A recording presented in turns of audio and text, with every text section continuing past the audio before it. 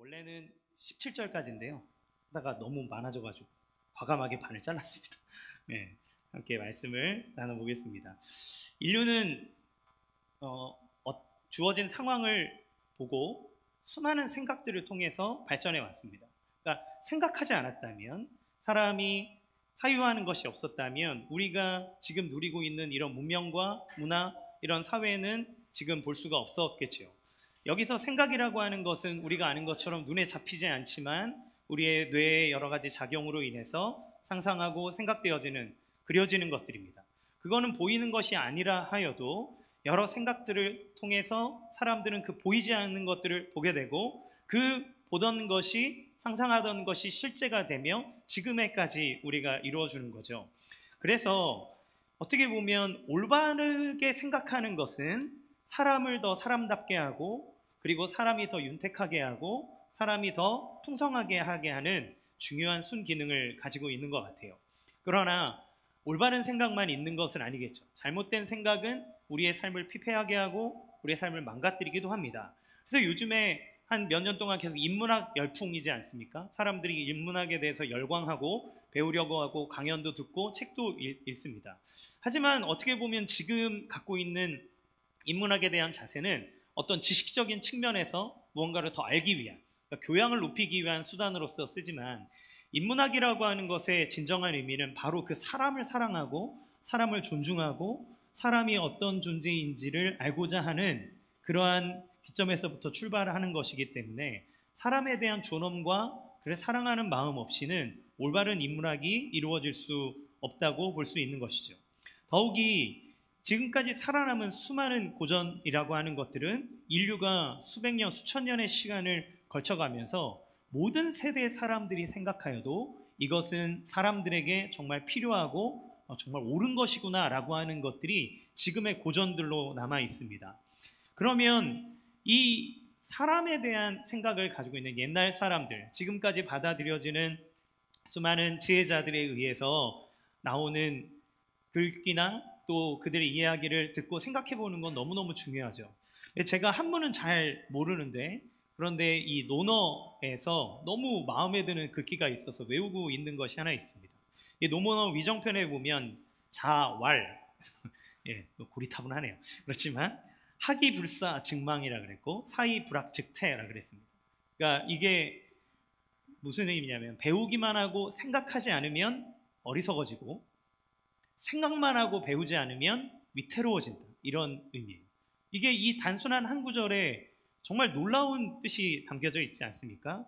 아무리 많이 배운다 하여도 그 배움이 올바른 생각을 통과하지 않는다면 그 사람은 그가 배운 학문과 똑똑함이 삶 가운데 어리석음으로 나타나게 되고, 그런데 생각은 진짜 많이 하는데 배우지 않으면 그는 자기의 독단과 자기 생각에 빠져들기 때문에 자기의 삶을 위태롭게 할 뿐만 아니라, 그런 사람이 지도자가 되면 그러면 그 사회를 혼란과 위기로 빠뜨릴 수밖에 없는 상황에 되는 거죠.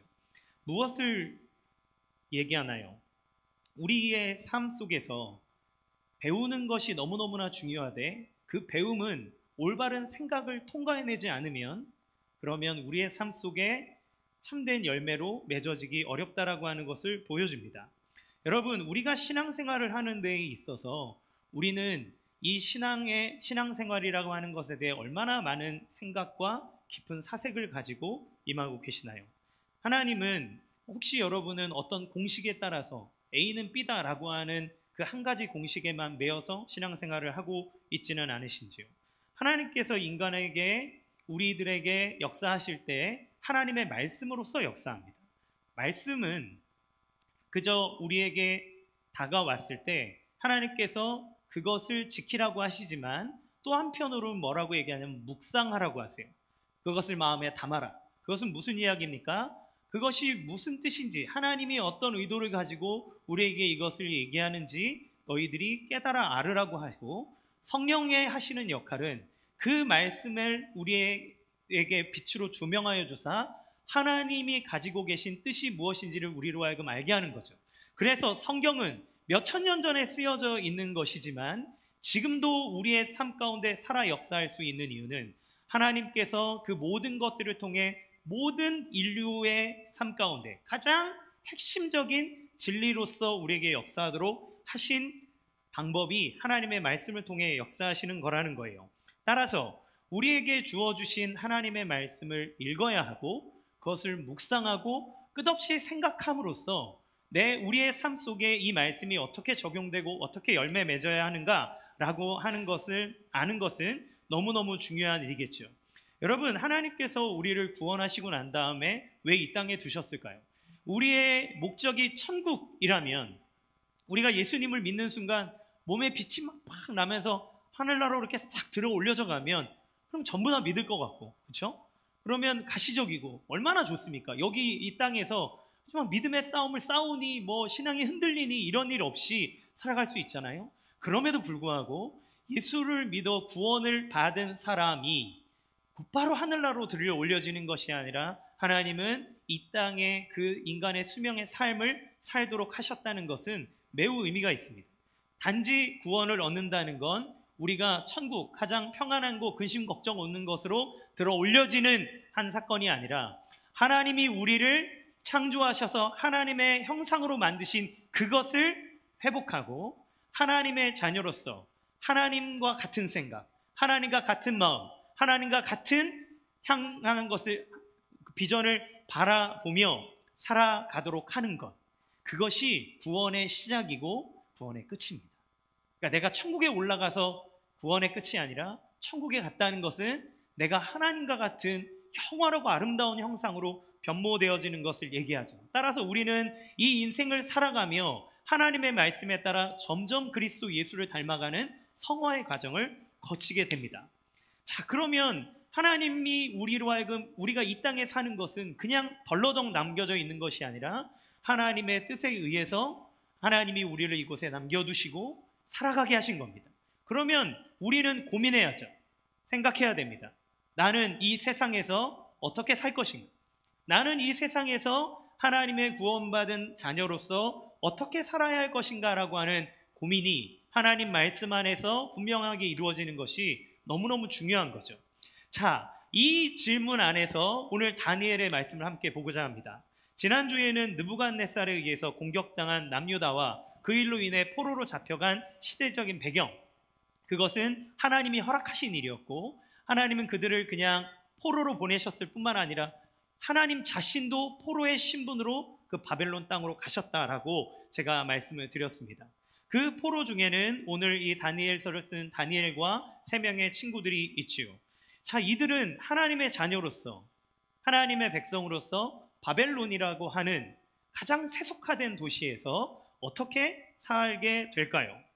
먼저 포로로 잡혀갔다고 하는 것은 이들의 생활이 자유롭지 못하다라고 하는 걸 전제합니다. 포로기 때문에 주는 거를 먹어야 되고 가라는 데 가야 되고 있으라는 데 있어야 됩니다.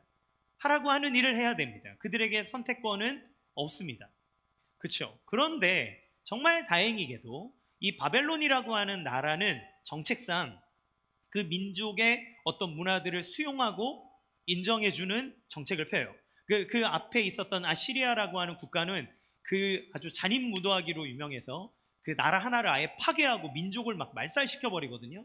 근데 바벨론에서 페르시아에 이르기까지 나타나는 이 제국의 특징은 각 나라, 자기들이 정복한 나라의 문화적인 것들을 인정해주고 그곳에 있는 인재들을 등용해서 제국을 유지하는 데 사용합니다. 그러니까 이 사람들은 지금 잡혀왔을 때 막 채찍질 맞으면서 막 이거 맷돌 돌리는 노예로 끌려온 것이 아니라 지금 왕족과 귀족, 그러니까 아주 이 금수저들이잖아요. 그러니까 그 교양 있고 지식인들 층을 데려다가 바벨론이라고 하는 나라의 인재로 사용하기 위해서 이들을 포로로 지금 잡아온 거예요. 자, 그런데 문제는 무엇입니까? 그렇게 열려 있다 하여도 이들이 포로로서 바벨론에 들어온 그 순간부터 영적인 전쟁이 시작되는 겁니다. 가치관과 정체성에 대한 공격과 이 전방위적인 세뇌와 이들을 바벨론화 시키려고 하는 수많은 장치들이 이들에게 놓여져 있는 거예요. 겉으로는 무언가가 좋은 길이 열릴 것 같지만 하나님의 백성으로서 이들이 살아가는 데 맞게 되는 수많은 공격들이 일어나게 되는 거죠. 자, 다니엘서 1장 5절 말씀 같이 읽어보겠습니다. 시작. 또한 왕은 왕궁에서 날마다 일정한 양을 정해서 음식과 포도주를 그들에게 공급하도록 해주면서 3년 동안 교육시킨 뒤에 왕을 모시도록 하였다. 예, 이들이 누구라고 했습니까? 왕을 모시도록 돕기 위해 선택된 사람들이라는 거예요. 그러면 이 사람들에게 있어서 지금 바벨론 사람들이 해야 될 첫 번째 작업은 무엇입니까? 바벨론화를 시켜야 돼요. 우리의 말을 따르고 우리의 비전을 수용하고 적극적으로 가담할 사람이어야 됩니다. 그러니까 그들을 어떻게 하나요? 이들을 포로로 잡아와서 저 천막에 두지 않습니다. 이들 왕궁으로 데려갑니다. 여러분, 이 제국에 자기들은 막 선택받은 민족이다 이러고 있었을지 모르지만 세계사에서 엄청난 제국이 발전하면서 나라를 치고 예루살렘 밖을 떠나보지 않았던 10세에서 18세 정도 되는 약 20대 중학생, 고등학생 정도 되는 이 나이의 청소년들이 자기의 나라를 떠나 갔는데 거기에서 어마어마한 광경들을 봤다고 생각해 보십시오. 그 충격은 이루 말할 수 없을 거예요. 이런 게 있어? 이렇게 멋진 게 있어?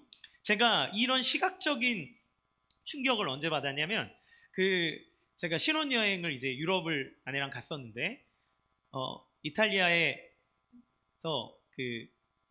두오모라고 이제 너무 아름다운 성당이 있어요. 성 베드로 성당은 크지만 예쁜 건 이게 진짜 훨씬 예쁩니다. 냉정과 열정 사이라는 영화에서 여자 성도들의 마음을 짚었던 준세이라고 하는 그 일본 남자 배우가 거기에서 막 이 복원 작업을 하는 그런 걸로도 유명한데, 그런데 피렌체라고 하는 곳에 가면 정말 아름다운 성당이 있어요. 근데 제가 그 전에는 사진으로 보고 영상으로 보고 되게 예쁘구나 이렇게 생각을 했거든요. 근데 아내랑 거기를 이렇게 찾아가는데 막 빨간색 벽돌의 그 집들이 이렇게 있다가 길거리에서 갑자기 쫙 넓어지는 광장이 나오는데 하얀색 돌에 대리석에 있는 그 성당을 보고 제 진짜 찐 반응으로 제 아내한테 우와 우와 이러면서 진짜 그 아름다움에 그냥 입이 떡 벌어져서 연신 감탄만 하다 나왔어요. 진짜 계속 감탄하고 지금도 아내한테 그때 충격을 잊을 수가 없어요. 그 성당을 딱 봤을 때 다가오는 시각적인 아름다움. 그래서 그게 어느 정도로 아름답냐면 교황청에서 베드로 성당을 이제 건축해달라고 만들어달라고 할 때 건축가가 뭐라 그랬냐면 이거보다 크게는 만들어줄 수 있지만 이거보다 아름답게는 못 만들어준다 이렇게 얘기할 정도. 그러니까 규모는 바티칸에 있는 베드로 성당이 압도적이지만 그러나 그 아름다운 그 미에 있어서는 이 피렌체에 있는 성당이 좀 너무 압도하더라고요. 아직도 그 시각적인 충격을 잊을 수가 없습니다. 그 안에 들어가면 수많은 예술품, 어떻게 사람의 종교심이라고 하는 게 그 안에 들어가면 저절로 하나님 계실 것 같은 느낌. 사람의 종교성을 막 자극해내는 수많은 기술들이 그 안에 들어가 있는 거죠. 이 청소년들이 그 앞에 갔을 때 바벨론에 있는 이 느부갓네살이 만든 왕궁의 문은 파란색으로 되어 있습니다. 그것을 통과할 때 그들에게 있었던 그 엄청난 충격, 문화적인 충격은 이루 말할 수 없는 거죠. 또한 바벨론은 이들에게 정성을 쏟았어요. 미래의 인재를 양성하기 위해서 3년간 돈과 시간과 열정을 들여서 가르치고 성장시키는 겁니다. 왕의 음식을 주는 거예요. 왕의 음식은 최고급 음식입니다. 그러니까 싼 음식이 아니에요. 가장 좋은 음식, 가장 좋은 것, 가장 탁월한 학문을 그들에게 배우게 하는 거죠.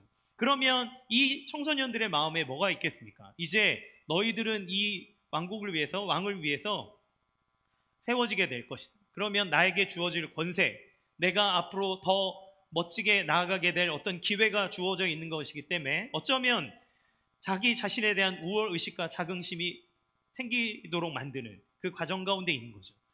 그러니까 칼을 들이대서 바벨론화 시킨 것은 아니지만 그들 가운데 지속적으로 바벨론의 위대함, 아름다움, 그리고 우월함 이런 것들을 보여주고 그들에게 출세의 길이 열렸다라고 하는 것을 알려줌으로써 그들로 하여금 이 나라를 사모하게 하고 사랑하게 하고 동화되도록 만드는 모든 과정들이 이 안에 포함되어 있습니다. 여러분, 우리가 사는 세상도 다르진 않죠. 우리는 저마다 나 자신의 방법으로 살아간다고 말하지만 사실 우리는 수많은 사람들의 이야기와 우리 눈에 보여지는 것에 의해서 영향을 받습니다. 특히나 지금은 더 미디어와 그런 어떤 보여지는 것에 관심을 갖고 그것에 따라가는 시대죠. 어떤 사람이 인스타에 여기 휴가지 대박장 그리고 사진 딱 하나 올리면 거기를 가봐야 되고, 가보지 않은 내 인생은 되게 초라해 보이는 것이 우리의 마음 아닙니까? 우리가 자녀를 양육할 때도 나는 우리 아이를 이렇게 키우겠어 라고 하는 부모의 확고한 교육관이 있더라도 옆집 아이가 저 학원을 보내고 저거 하고 이거 하면 우리 애도 저거를 해야 될 것 같은 불안함과 두려움 속에 어쩔 수 없이 합니다.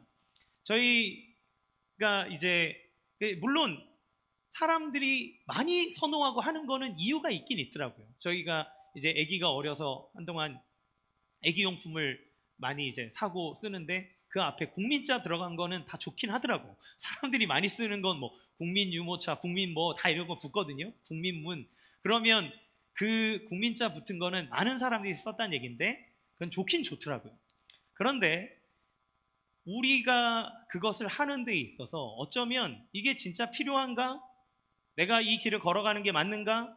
내가 어떤 가치를 가지고 살아가야 하는가라고 하는 것들을 생각하기보다 우리 눈에 보여지는 그 무언가가 와, 저게 돈을 많이 번다, 저게 멋있어 보인다, 저게 좋다라고 하면 나도 모르게 그냥 따라가고 있는 우리의 인생의 모습을 보게 되는 거죠.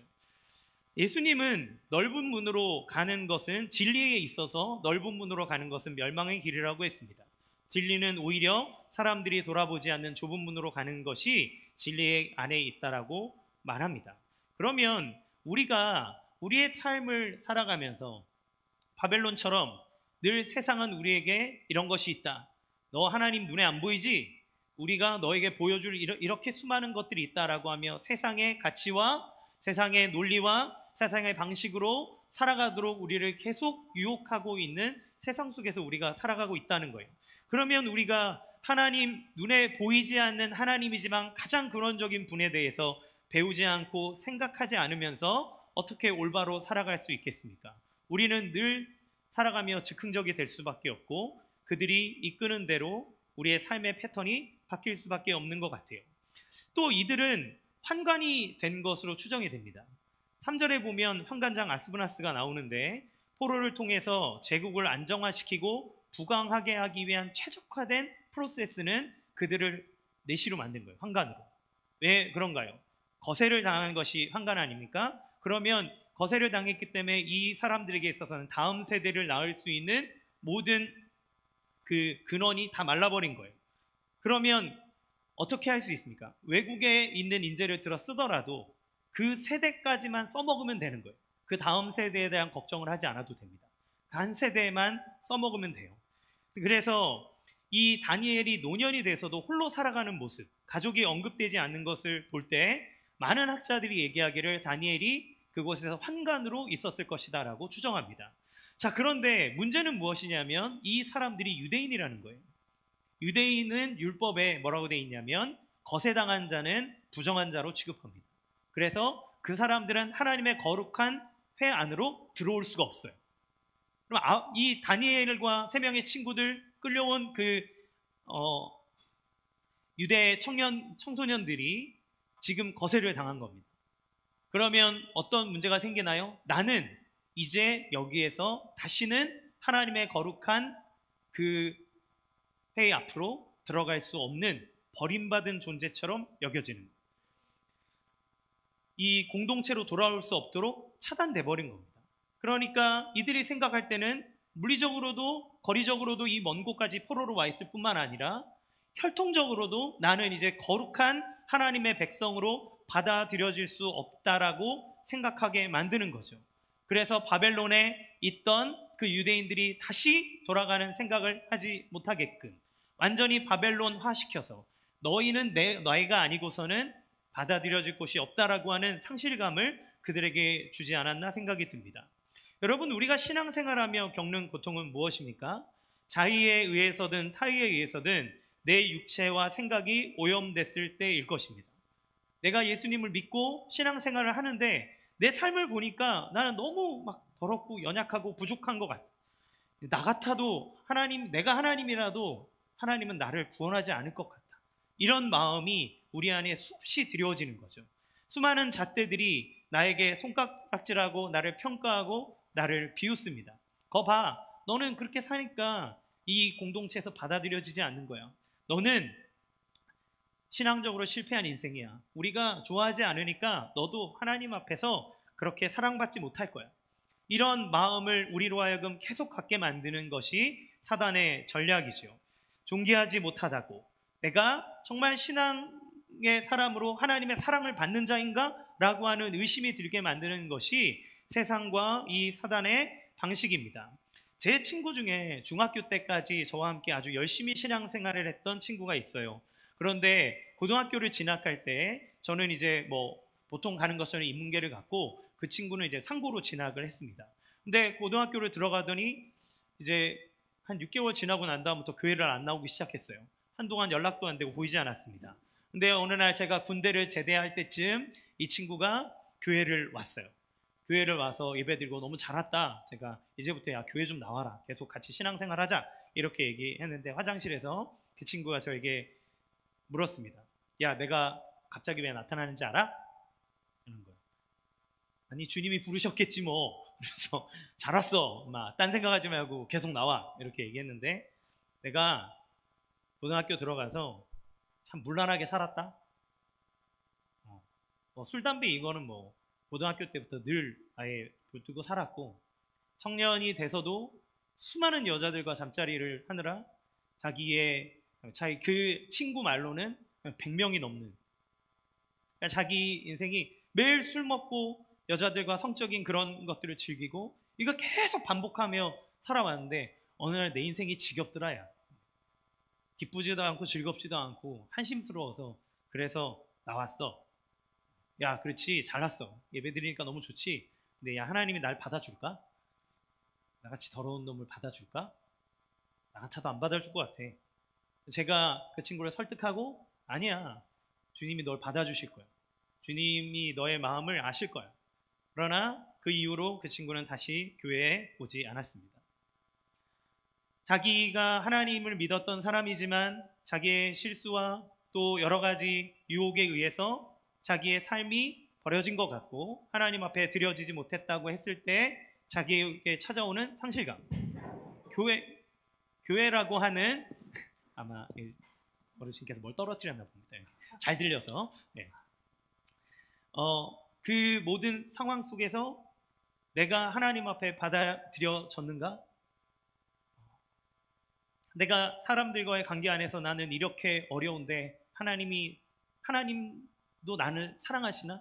하나님 나를 싫어하지 않나? 이런 이 수많은 신앙생활을 하면서 자의에 의해서든 타의에 의해서든 수많은 정체성의 공격을 받으며 우리는 우리의 연약함이 깨달아졌을 때 사랑의 하나님이 계시다라고 하는 것을 잊고 나는 내쳐졌다고, 나는 하나님의 사랑을 받지 못한다고, 나는 하나님께로 돌아갈 수 없는 존재라고 단정 지어버리는 경우가 얼마나 많은지 모릅니다.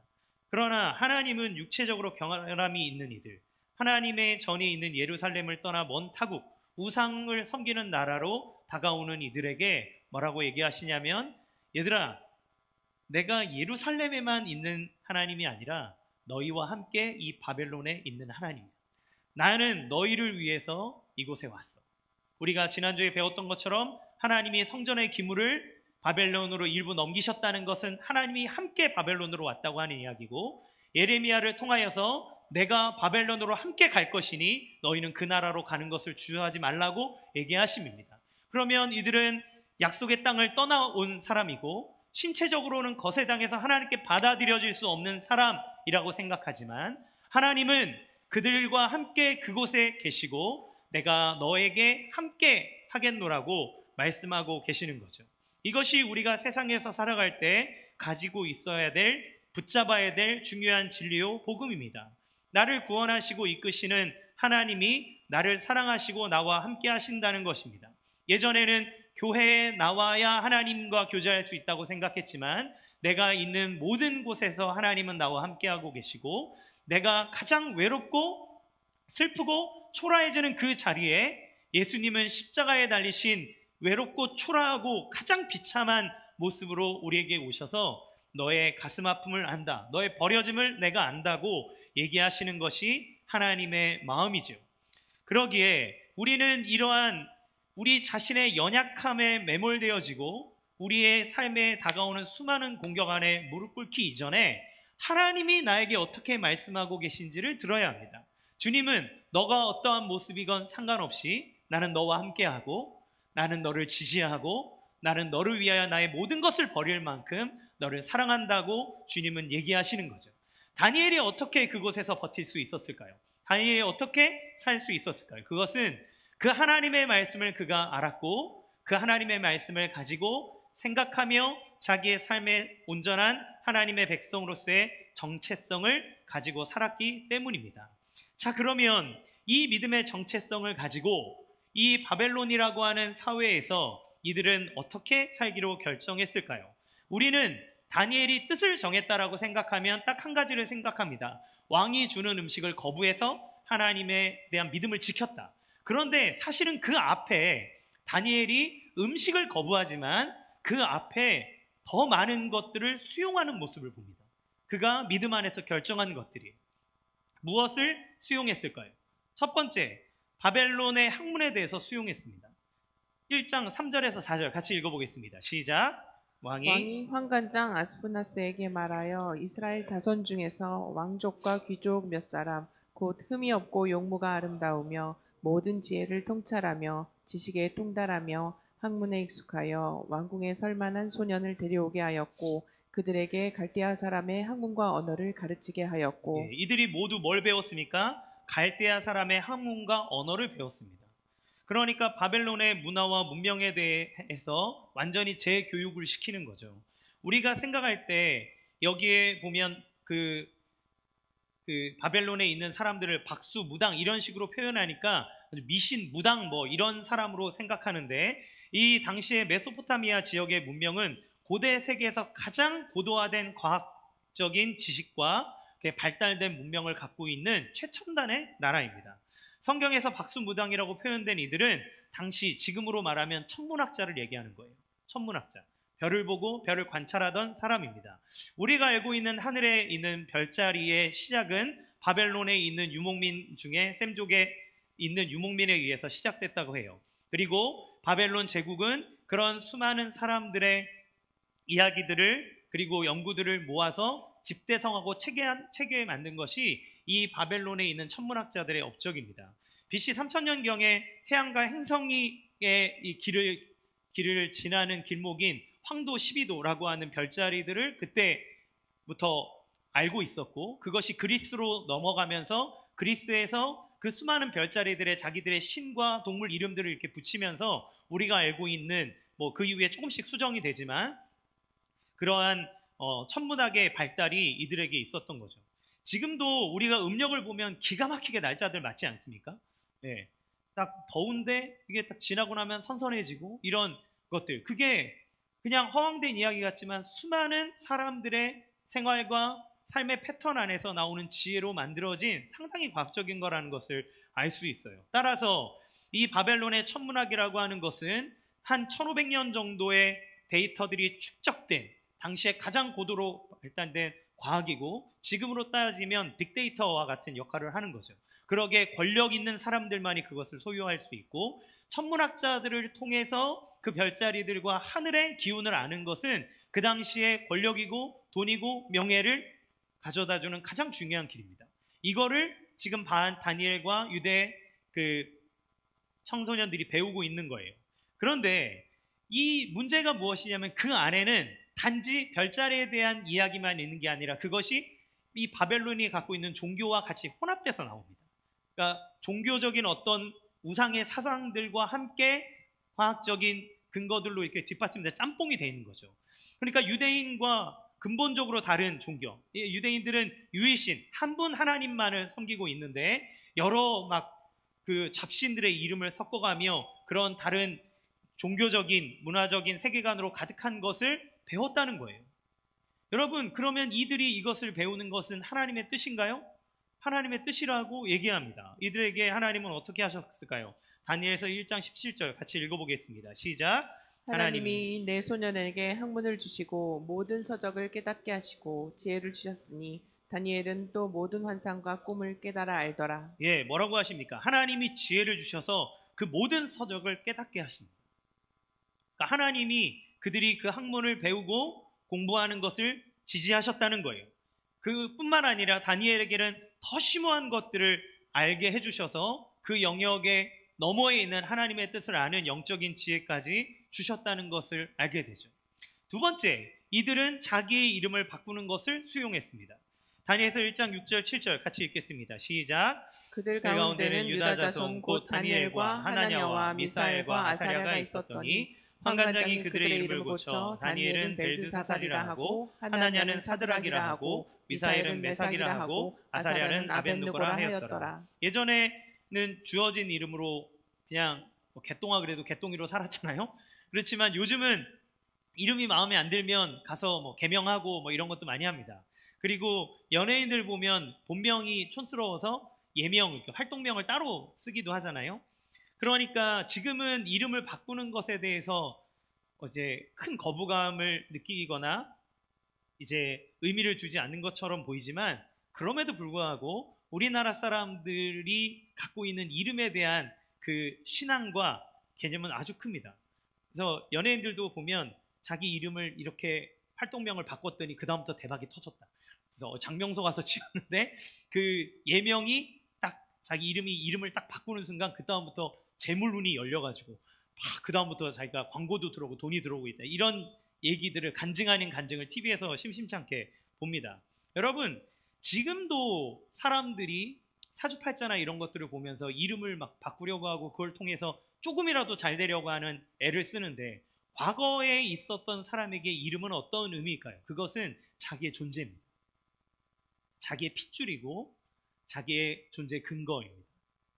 가문, 지금이야 내가 강치였다가 예명을 막 서씨 이런 걸로 막 바꾸고 막 이러지만, 자기의 성씨를 바꾸는 거는 있을 수 없는 일이잖아요.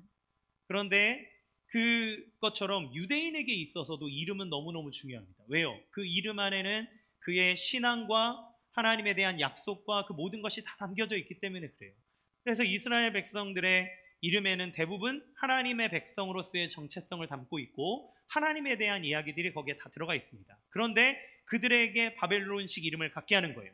그것은 무엇인가요? 그들의 정체성을 흔들어 버려서 너는 하나님의 자녀가 아니라 이제 바벨론의 자녀다. 바벨론을 벗어나서는 너희가 살 수 없다는 것을 그들에게 심어주는 겁니다. 바벨론의 이름 무엇일까요? 다니엘은, 다니엘이라고 하는 이름의 뜻은 하나님은 심판자이시다라고 하는 뜻이에요. 그런데 그 이름을 벨드사살로 바꿉니다. 벨드사살이라는 뜻은 벨신이여 생명을 보호하소서라고 하는 거죠. 하나냐라고 하는 이름의 뜻은 여호와께서 의로우시다라고 하는 뜻인데 사드락으로 바꿉니다. 달신의 명령이라는 뜻이에요. 미사엘은 누가 하나님과 같은가 라고 하는 뜻인데 그의 이름을 메삭으로 바꿉니다. 누가 달의 신과 같은가. 아사랴는 여호와께서 나를 도우시는 분이다 라고 하는 뜻인데 아벳느고, 죄송합니다, 제가 잘못 써줬어요. 아벳느고라고 이름을 바꾸고 그것은 바로 느고신의 종이라고 하는 의미를 갖고 있습니다. 그러니까 이들이 이 이름을 바꾸는 것, 여러분 우리는 알지 않습니까? 우리나라 역사 안에 창씨개명이 있었잖아요. 일제가 할 때 강태우를 단학가로 막 바꿔버리려고 하는 그런 시도들이 있었을 때 막 엄청 반대하고 막 난리도 아니었잖아요. 그러니까 이게 얼마나 이 사람들에게 있어선 정체성과 그들의 삶을 무너뜨리는 일인지를 우리는 정서적으로 조금이라도 공감할 수 있습니다. 그런데 이들이 이 이름을 받아들이기로 결정했다는 거예요. 세 번째, 이들은 사회적 경력에 대해서도 수용했습니다. 자신들이 바벨론의 정부를 돕는 자로서 일하는 사람이라는 걸 알았어요. 느부갓네살이 누굽니까? 유대를 멸망시킬 왕이에요. 지금 1차 침공해서 데리고 갔지만 앞으로 2차, 3차에 걸쳐서 해서 완전히 멸망시킬 사람이 느부갓네살입니다. 그런데 그 바벨론 왕을 위해서 일하는 사람으로서 자기의 직업을 받아들여야 한 거예요. 누가 보면 매국노라고 할 수 있고 누가 보면 그를 욕할 수 있지만 다니엘과 세 명의 친구들은 그것을 수용했습니다. 여러분, 우리가 세상을 살아가면서 하나님께 영광 돌리는 직업을 찾죠. 어떤 일을 해야 하나님 앞에 영광을 올려드리는가. 그렇게 하다 보니 기독교인들이 기피하는 직업들이 생기기도 합니다. 정치판을 갈라니 정치는 온정신 갖고 할 수가 없어. 거기 가면 더러운 짓을 다 해야 된대. 크리스찬이 해야 될 일이 아닌 것 같다. 어떤 사람은 간호사가 되고 싶은데 간호사를 되면 3교대를 하니 주일날 예배를 빠질 수밖에 없어서 간호사를 하면 안 되나? 라고 하는 생각도 합니다. 여러분, 제가 그 CCC라고 하는 단체에 있었는데 그 단체에서 수많은 믿음의 선배들이 사회로 나갔어요. 나갔는데 그들이 얘기하기를 캠퍼스에서는 온실 속의 화초였다.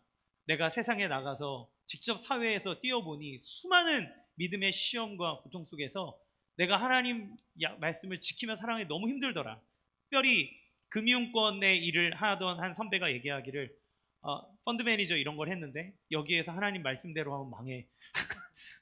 내가 이걸 그만둬야 되나 어떻게 해야 되나 지금 막 걱정이야. 막 이런 얘기들을 하는 그러한 이야기들도 많이 들었습니다. 그러면 우리는 어떤 일을 할 수 있을까요? 그런 일을 하면 안 됩니까? 정치를 하면 안 됩니까?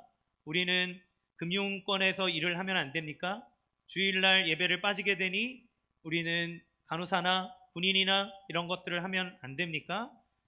여러분, 이 다니엘은 그들의 삶 가운데 하나님 앞에서 우리는 뜻을 정하여 왕의 진미를 먹지 않는 믿음의 결단을 내린 걸 보았을 때 결단코 다니엘이 무서워서 생명의 위협에 의해서 굴복되어서 그리고 아니면 자기의 삶에 더 높은 곳으로 올라가기 위한 야망 때문에 이 일을 선택하지 않았다는 것을 알 수 있습니다.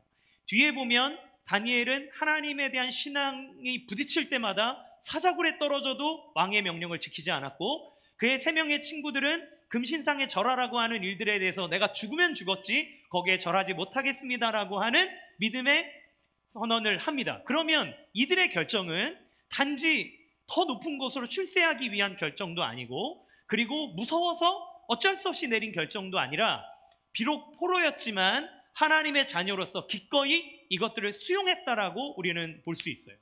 그들은 바벨론의 학문을, 바벨론에서 해야 되는 일을, 그 문화에 맞게 그들이 가져야 되는 이름을 수용했습니다. 왜 그렇게 했을까요? 그것이 하나님의 뜻이고 하나님이 일하시는 방식이라고 하는 것을 알았기 때문입니다. 우리는 다니엘과 세 친구가 이곳에 와 있을 때 그리고 바벨론에 있는 사람들에게 하나님께서 예레미야를 통해서 편지를 써주세요. 예레미야는 이렇게 편지를 씁니다. 예레미야 29장 4절에서 7절 같이 읽어보겠습니다. 시작. 나 만군의 주 이스라엘의 하나님이 말한다. 내가 예루살렘에서 바빌로니아로 잡혀가게 한 모든 프로에게 말한다. 너희는 그곳에 집을 짓고 정착하여라. 과수원도 만들고 그 열매도 따먹어라. 너희는 장가를 들어서 아들, 딸을 낳고 너희 아들들도 장가를 보내고 너희 딸들도 시집을 보내어 그들도 아들, 딸을 낳도록 하여라. 너희가 그곳에서 번성하여 줄어들지 않게 하여라.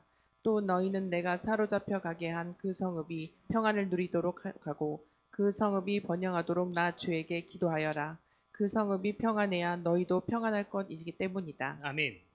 하나님은 이스라엘 백성들이 뭐라고 얘기하시냐면 70년이 찰 때까지 내가 너희를 그곳에 둘 것이니 너희는 거기 살으라고 합니다. 살아라. 살아남아라. 아이를 낳고 집을 짓고 과수원을 만들고 생업을 하며 거기에 있는 사람들과 함께 살아남아라. 내가 약속한 것을 반드시 이룰 것이고 내가 너희와 함께 그곳에 가 있을 것이니까 너희는 그 나라를 위해서 복을 빌어줘라. 나라를 위해 기도해라. 그리고 함께 호흡하라고 얘기합니다. 여러분, 이 사실은 우리에게 너무나 중요한 메시지를 던져줍니다. 왜 그렇게 하셨을까요? 하나님의 백성이 그들의 신앙을 따를 필요가 없었으나 그러나 그들의 삶을 이해해야 했기 때문입니다. 그것이 하나님의 마음입니다. 다니엘서를 통해서 보여주시는 것은 하나님은 이스라엘만의 하나님이 아니라 온 세상을 주관하는 만군의 여호와 하나님이라고 하는 것을 선언합니다.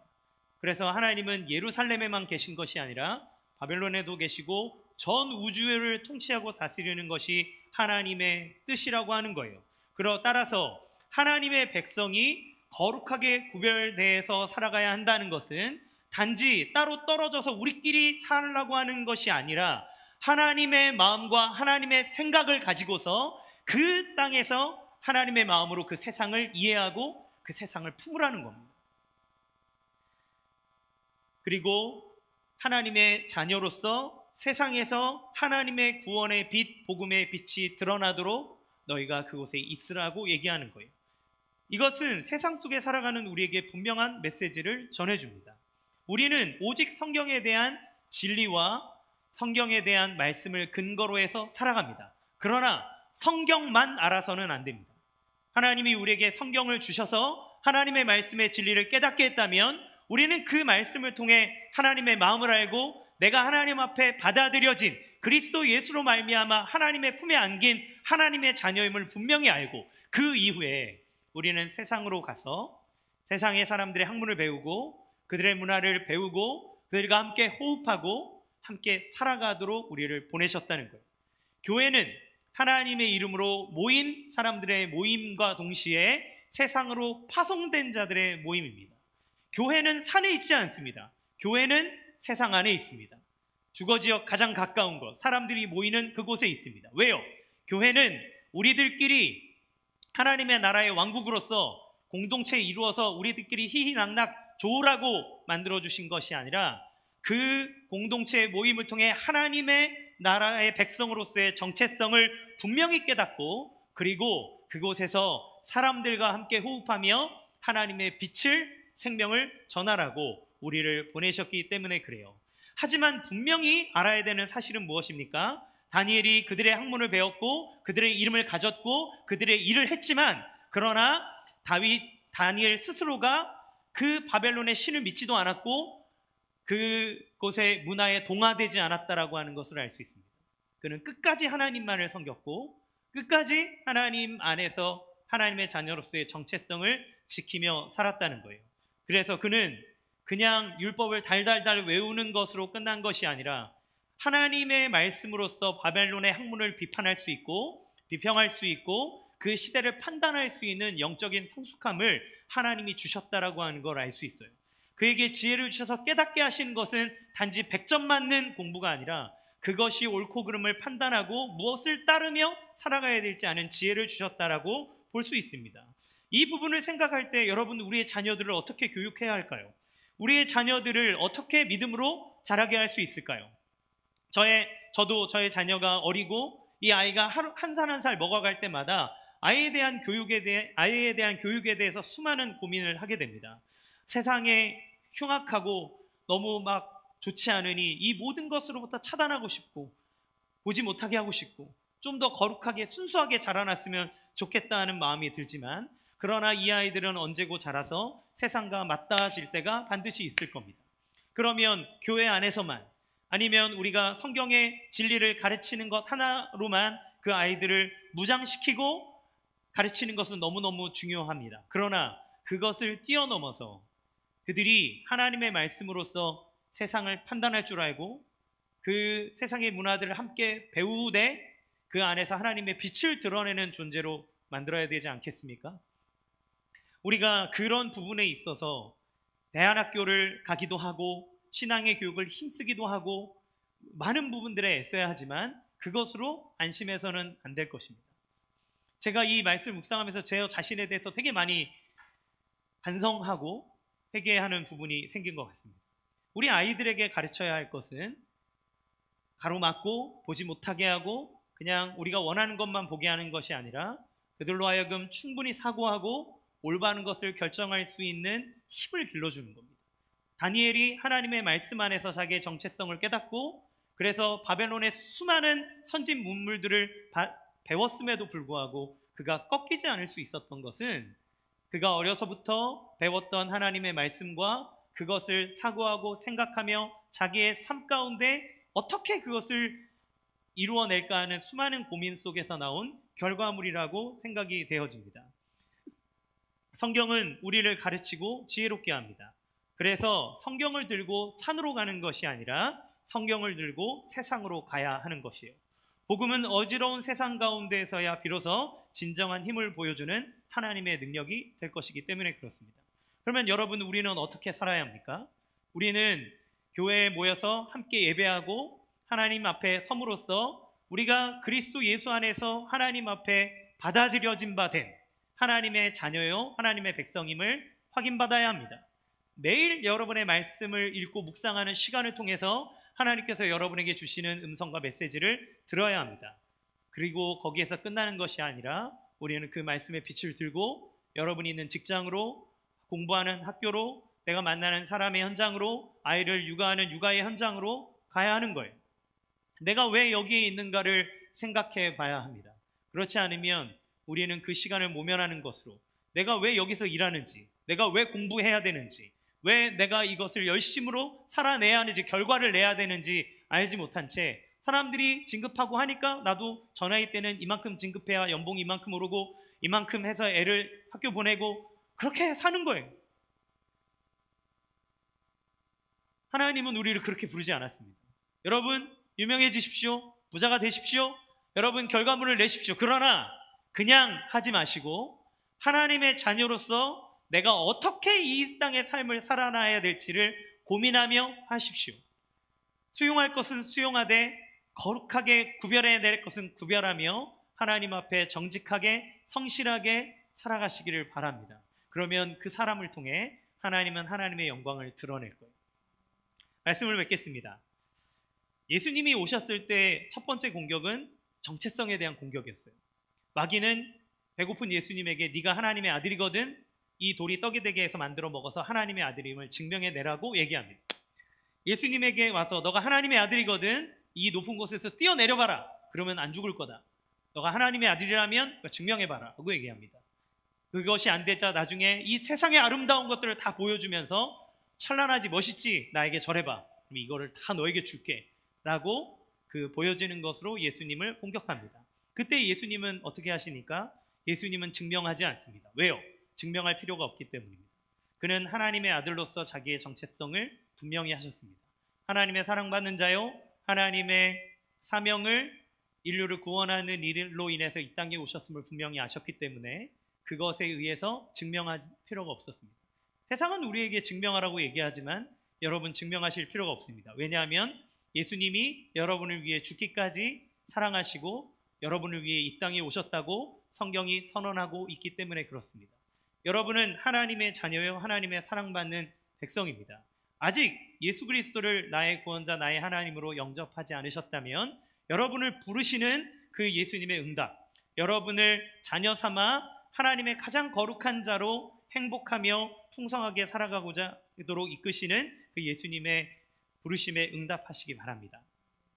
우리의 구원자가 그런 분입니다. 우리의 구원자가 그런 분이기에 우리는 그 예수님이 하늘의 보좌를 버리고 이 땅에 오사 사람들과 함께 호흡하셨던 것처럼 하나님의 은혜를 받은 우리는 하나님의 자녀로서의 분명한 정체성을 가지고 세상을 가는 겁니다. 여러분의 자리에서, 여러분의 직장에서 여러분이 다니엘과 같기를 원합니다. 여러분의 학교의 학업의 현장에서 여러분이 다니엘과 같이 하나님의 정체성을 가지고 탁월한 자가 되기를 원합니다. 다니엘의 이름이 벨드사살로 바뀌었음에도 불구하고 다니엘은 스스로를 다니엘이라고 부릅니다. 사람들이 뭐라 하고 내가 수용했다 할지라도 그 안에 있는 생각은 바꾸지 않았다는 것을 보게 되죠. 자신이 누구인지를 아는 겁니다. 그것을 통해 하나님이 역사하시는 거죠. 그러한 은혜와 능력이 우리의 삶에 가득하기를 주님의 이름으로 간절히 축원합니다. 이 시간 같이 함께 찬양합시다.